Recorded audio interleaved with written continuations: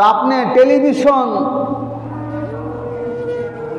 দেখতেছেন, আপনি ঘুমায় গেছেন, এই ঘুমের মধ্যেই আপনি মারা গেছেন।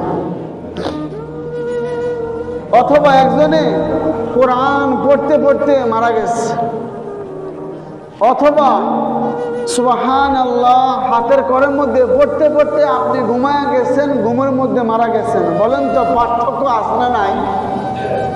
একজনে গান শুনতে শুনতে মারা গেছে, ঘুমায় গেছে, আরেকজন কোরআন পড়তে পড়তে ঘুমায় গেছে, ঘুমের মধ্যে মারা গেছে। বলেন পার্থক্য আছে না নাই? রাসূল আকরাম সাল্লাল্লাহু আলাইহি ওয়াসাল্লাম বলেন, কিয়ামতের ময়দানে প্রত্যেক বান্দা, শুনে রাখেন, কিয়ামতের ময়দানে প্রত্যেক বান্দা ওই অবস্থায় উঠবে যেই অবস্থায় সে মৃত্যুবরণ করছে।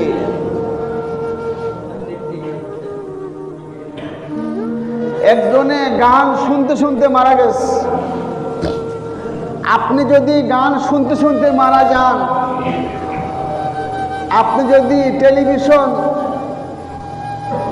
দেখা অবস্থায় মারা যান, আপনি কোরআন পড়তে পড়তে যদি আপনার মৃত্যু হয়, সূরা ইখলাস আপনি পড়তেছেন, এই অবস্থায় আপনি মৃত্যুবরণ করছেন, অথবা হাতের কবজিতে সুবহানাল্লাহ সুবহানাল্লাহ পড়তে পড়তে আপনি মারা গেছেন, তো রাসূল আকরাম সাল্লাল্লাহু আলাইহি ওয়াসাল্লাম বলেন, কিয়ামতের ময়দানে প্রত্যেক বান্দা বান্দিকে আল্লাহ ওই অবস্থায় উঠাবেন যেই অবস্থায় সে মৃত্যুবরণ করছে। আপনি যদি কোরআন পড়া অবস্থায় মারা যান, আপনি যদি সিজদা অবস্থায় মারা যান, আপনি যদি জিকির করা অবস্থায় মারা যান, আপনি যদি গান শুনতেছেন, আপনি এমন টাইমে মারা গেছেন, তো হাসরের ময়দানে আল্লাহ তাআলা আপনাকে ওই অবস্থায় আল্লাহ উঠাবেন যেই অবস্থায় আপনি মৃত্যুবরণ করবেন। এখন প্রশ্ন আপনাদের কাছে, হাসরের ময়দানে উঠবেন কিভাবে? ভালো না খারাপ? বলেন ভালো না খারাপ? কোন অবস্থায় উঠবেন?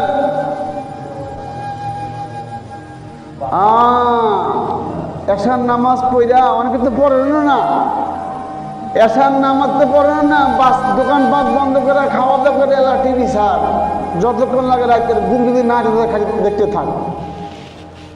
আপনি এশার নামাজে পড়ার সময় পান না, সব বন্ধ করেন তো সময় পান না। মাগরিব হুজুর সময় পায় না, জ্যাম থাকে দোকানপাটে, সারাদিন কাজ করিতে হুজুর, তো মাগরিবের সময় আমাদেরকে টাকা দেওয়া হয়, বিল দেওয়া হয়। আচ্ছা, আসর নামাজের সময় বলে টাকা দানি, টাকা দা। মানুষ বাজারে আসে, মাল সামানে বিক্রি করি, টাকা পয়সা লই। জোহরের সময় হুজুর লাঞ্চ করি, ফজরের সময় হুজুর ঘুমিয়ে থাকি। ফজর পড়া আপনার সময় নাই, জোহর পড়া আপনার সময় নাই, আসরেও আপনার সময় নাই, মাগরিবেও আপনার সময় নাই, এশাও আপনার সময় নাই। আপনি সবাই পান মোবাইল টিপতে। হ্যাঁ, ওটা আপনি কোথা থেকে পান? মোবাইল টিপার সময়, মোবাইল টিপনের সময় বের করতে পারেন, সিনেমা দেখানোর সময় বের করতে পারেন, আড্ডা দেওয়ার সময় বের করতে পারেন, ফজরের সালাত পড়ার জন্য সময় বের করতে পারেন না। এই বাহানা ওই বাহানা, ধোঁকা দিয়েন না, ধোঁকা দিয়েন না, ধোঁকা খাইয়েন না। ধোঁকা মনে করতেছেন যে আপনি দিচ্ছেন, ধোঁকা আপনি খাচ্ছেন। আপনি মোবাইল টিপনের সময় আপনি বের করতে পারছেন, আপনি ফজরের সালাত পড়তে পারতেছেন সমানে আপনারা। আপনি খুবই মানুষ, ঘুম থেকে উঠে দাঙ্গা হে বাজারের মধ্যে কালেকশন করতে, তরকারি বেচতে। শীত লাগে না বাপ? এই বাপ, শীত লাগে না? খালি শীতলে খালি মসজিদে আসলে উজু করতে, শীতলে খালি মসজিদে আসতে নিয়া। অনেকেই দোকানদারি করেন বাজারের মধ্যে, 4টা বাজে বাস গিয়া পৌঁছায়া যান, করেন আলহামদুলিল্লাহ, এটা আপনার কর্ম, এটা আপনার পুঁজি, এটা আপনার ব্যবসা। এটার কোনো আমার বাধা নাই। কিন্তু ওই সময় বাস 2 রাকাত নামাজ পড়ে বাজারে গেলে কি হতো? ওই সময় শীত লাগে না, এখানে আসতে শীত লাগে।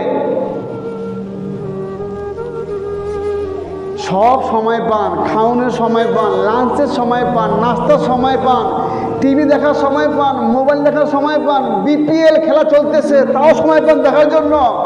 নামাজ পড়ার আপনি সময় পান না।